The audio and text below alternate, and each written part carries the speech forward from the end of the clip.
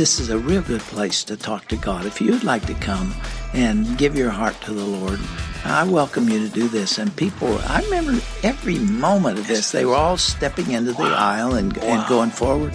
And I didn't ask my mother. I went with them. I gave my heart to the Lord, and I cried. And my dad came down from the platform and knelt beside me and put his hand on my shoulder. 4 years of age. That's right.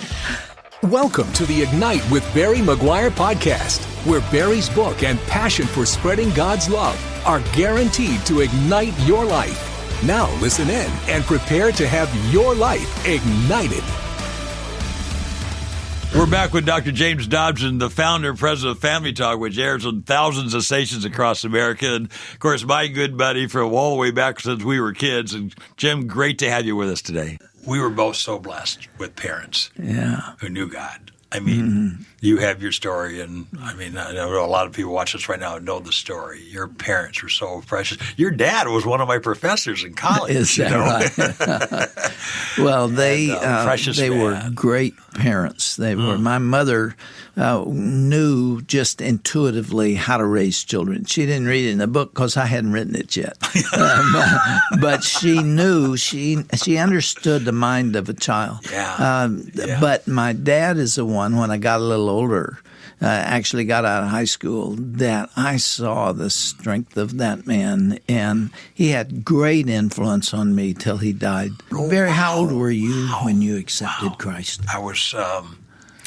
I think back to when that happened. Chuck Higgins was an evangelist in our church when I accepted the Lord. My Sunday school teacher, in fact. Isn't that something? And so I was in the age of 12, 13. I was four. You were 4. I was. You were 4. Sitting with my mother at the back of the church. My dad was a preacher. It's called in our church tradition, there's an altar, and it's called opening the altar. And so he opened the altar. He said, there's no magic here, but this is a real good place to talk to God. If you'd like to come and give your heart to the Lord, I welcome you to do this. And people, I remember every moment of this. They were all stepping into the aisle and going forward. And I didn't ask my mother. I went with them. I gave my heart to the Lord, and I cried. And my dad came down from the platform and knelt beside me and put his hand on my shoulder. 4 years of age. That's right. Parents, I don't know if they really understand that. When they grow up, they'll watch us, and they'll get it. And when they get older, whatever. No, the battleground is right now. It's in that family. Don't tell me that a child can't do business with God. Yeah.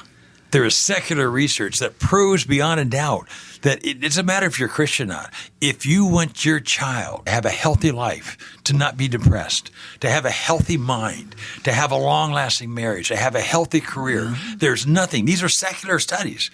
Yeah. There's nothing you can do that will have the impact of having your child in church, reading the Bible, and praying to God. That's a secular study. I'm sure that there are many, many people watching this and listening to us today, and if they believe that, and I'm sure there are millions of them who do, if they believe that, then they ought to be living according to it. That ought to be a priority.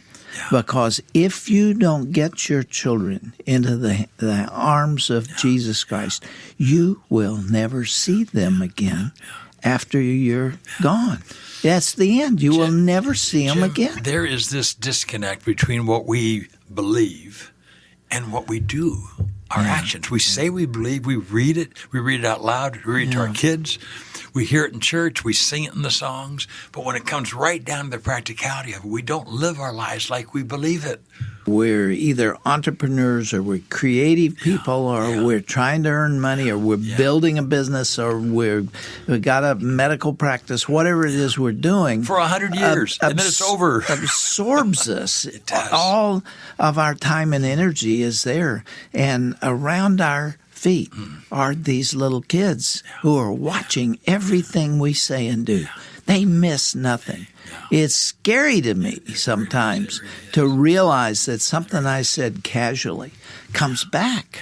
And so if that really means a lot to us, we should live according to it. We should be very intentional about our faith. And if we recognize that, we are automatically more careful. People are watching us, whether we like it or not. We're the city set on a hill. People are watching us.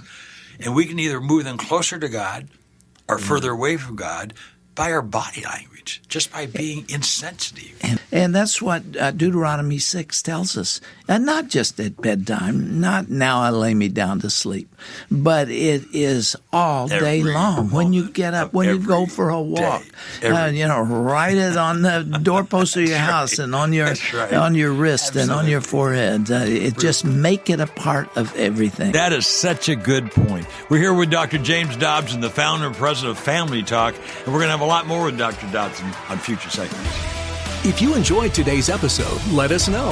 And don't forget to subscribe, rate, and review to help us reach more listeners. Remember, sharing your faith ignites your faith. See you next time on the Ignite with Barry McGuire podcast.